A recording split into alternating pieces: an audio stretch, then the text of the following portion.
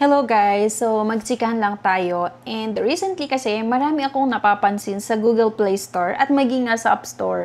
So, kung matatandaan yun, nung mga previous na i-vlog natin, ay magkakasunod or halos buwan-buwan nagkakaroon ng cease and desist order nga yung Securities and Exchange Commission. Kung hindi man naglalabas sila ng mga unregistered or walang record sa Securities and Exchange Commission na iba't ibang mga loan apps. So marami yung mga tinanggal, yung mga may cease and desist order sa Google Play Store at kalaunan nga ay nawala sila sa Google Play Store.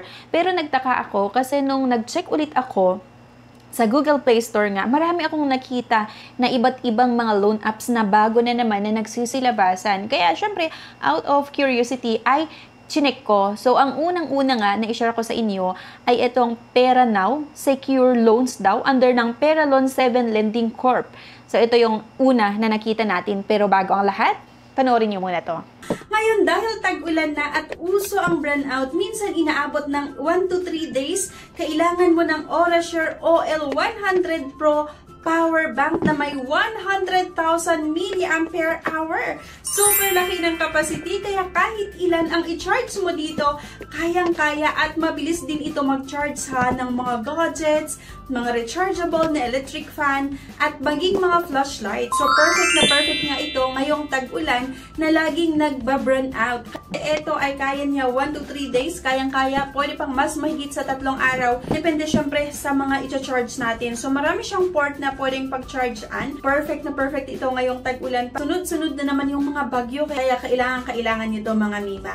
Going back, pag-usapan nga natin itong Pera Now Secure Loans under ng Pera Loan 7 Lending Corp. May 4.8 star nga ito, 235 reviews, 1,000 downloads lang. So kung mapapansin nyo, bagong-bago talaga. So chinek natin itong about this app. Ayon sa kanilang app nga ay registered ito sa Securities and Exchange Commission. Fully licensed nga daw, di ba? Pero i-check natin.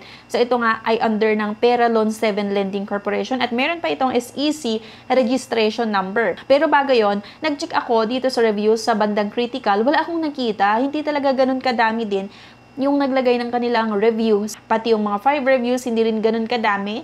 Yung may 4 reviews, 3, 2, at yung 1 star, wala ka talagang makita, di ba, na naglagay ng reviews. Kaya chinek ko nga ito sa SEC at registered naman ito sa Securities and Exchange Commission, pero yung status ay delinquent. Diba, delinquent yung status nito, though meron itong secondary license nga to operate, pero delinquent. Ibig sabihin nga, may mga hindi sila sinusunod, may mga hindi pa sila na isa-submit sa Securities and Exchange Commission. Kaya, yan yung mga tandaan nyo or i-check nyo kapag tinitingnan nyo yung mga status nga ng isang loan app kung registered sa SEC. Ganito kasi ang ibig sabihin ng delinquent nga status ayon sa SEC or Securities and Exchange Commission. Yung delinquent nga ay nangangahulugan na hindi nakapag-submiti or hindi nakapag-submit ng mga kinakailangang ulat sa SEC ang kumpanya tulad ng General Information Sheet or yung GIS. So kahit rehistado pa rin ang kumpanya pero hindi na ito good standing o hindi sumusunod sa mga regulasyon ng SEC or Securities and Exchange Commission. So maaari itong maharap sa penalty, suspension o pagkabawi ng lisensya kapag hindi pa rin ito makakapag-comply, di ba? Hindi ibig sabihin agad na illegal ang kumpanya ha, pero di ba, hindi ito maaasahan o hindi ito aktibong sumusunod sa batas or sa regulasyon nga ng Securities and Exchange Commission, kaya hindi siya magandang utangan kasi sa SEC nga hindi sila sumusunod. How much more, di ba, pag due date mo or nag-post due yung loan application mo, tiyak, or hindi magandang sasabihin nila sa'yo. So, syempre, sinubukan ko ulit na utangan kahit nakita natin na delinquent. So, nag-try pa rin ako at ito, same with other loan app na may mga i-access na naman sila syempre sa cellphone, like yung SMS, we require access to your text messages primarily to upload certain info, yung location, device data, camera, and album, maging yung app usage, diba? At ganoon naman talaga, or ganito naman talaga yung ginagawa ng iba't ibang mga loan app. At ito ha, 50,000 pesos yung maximum loan amount, 91 to 360 days daw yung terms. So, parang halos nasa 3 months mahigit yung payment terms. Diba? Pero hindi totoo itong mga ganito mga ka-interview at pa ako makautang dito.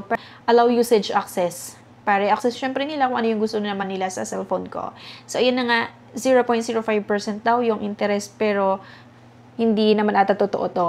yung industry classifications. Ito, same lang din naman sa ibang mga loan apps nga na may mga kailangan tayong sagutan, like industry classification, yung company name, yung kompletong pangalan nyo, yung home address, address ng pinagtatrabahuan nyo, di ba? Medyo marami din, pati email address, at 3 yung hinahanap ng loan app na ito na personal references. Kailangan nyo daw sagutan ito at hindi nawawala nga yung pag-upload ng isang valid government ID, front and back pa yung mga ID na nila or tinatanggap, UMI, driver's license, SSS, PRC, postal ID, national ID. Kailangan yung ilagay yung kung saan nyo gustong matanggap yung loan proceeds, e-wallets or via bank. So, ayan, may nakalagay na 950 daw yung score ko sa loan app na ito, di ba? Parang taas ata. Kaya lang kasi, pagka-submit ko ng aking loan application, declined, di ba? Not approved this time. Update your info and try again in 14 days. So, akalain mo yon after ko na-erase lahat ng mga details ko, yung isang valid government ID ko na declined. So, nag-check nga ako dahil wala akong nakita na review sa app nila. May nakita ako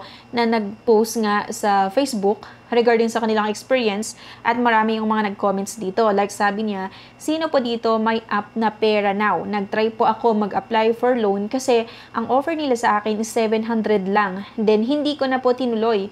Hindi ako nag-proceed sa next step para kuhain yung offer nila. After 30 minutes, bigla na lang may pumasok sa account ko na 490 pesos. Pag-check ko sa kanila, galing, tapos babayaran ko siya ng 700 plus. So, isang load up na naman itong mga kabesyo, sana mataas yung charges niya, yung interest, kasi akalain mo 490 yung matanggap lang ni borrower or 490 pesos, pero ang kailangan niyang bayaran ay mahigit 700 pesos. At ito pa, hindi naman daw talaga nag-agree si borrower na umutang dito, pero talagang pinadala pa rin nila yung pera, di ba? Sabi niya, nag-try po ako mag-apply for loan kaso ang offer nila sa akin is 700 lang. Then, hindi ko na po tinuloy. Hindi ako nag-proceed sa next step para kuhain yung offer nila. After 30 minutes, akalain mo yun, after 30 minutes, pinadala na lang bigla yung 490 pesos. Pero ang pinapabayad kay borrower within 7 days nga, doon sa due date niya ay 700 pesos or mahigit 700.